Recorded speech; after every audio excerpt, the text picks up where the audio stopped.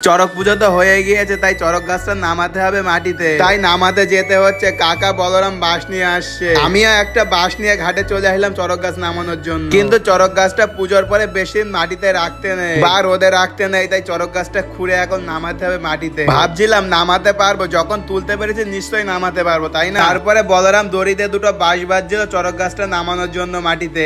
আমি এখন চড়ক গাছটা নামানোর জন্য দড়িগুলো খুলছি, আর গাছের গোড়ায় দীপঙ্কর দাদা খুঁড়ছিল আর রাজু দাদা খুঁড়ছিল। খুঁড়া হয়ে যাওয়ার পরে আস্তে আস্তে চড়ক গাছটা মাটির দিকে নামছিল। আমিও দৌড়াতে দৌড়াতে গিয়ে চড়ক গাছটা ধরলাম যেন না পড়ে যায়। ধরার পরে ঠেলে দেখলাম চড়ক গাছটা মাটিতে পড়বে কি পড়ছে না বলে চড়ক গাছের গোড়ায় আমিও কোদাল দিয়ে খুঁড়তে থাকলাম। খুঁড়তে খুঁড়তে চড়ক গাছটা মাটিতে নামানো হলো। দেখো চড়ক গাছটা নামানোর পরে আজকে কত বড় লাগছে দেখতে। চড়ক গাছ নামানোর সময় সবাই কষ্ট হয়েছে আমার মতো। এখন চড়ক গাছটি সবাই মিলে ধরে জলে দেওয়া হবে আমাদের বাহরে। তাই সবাই মিলে ধরে নিয়ে আসা হচ্ছে বাহরের ধারে। আনার পরে বাহরের জলে দেওয়া হয়ে গেল চড়ক গাছটি। দেওয়ার পরে চড়ক গাছের মাথার মোষটি খোলা হচ্ছে। খোলা হয়ে যাওয়ার পরে তোমরা যারা ভিডিওটি শেষ পর্যন্ত দেখেছো অবশ্যই কমেন্ট বক্সে হর হর মহাদেব লিখে যেও।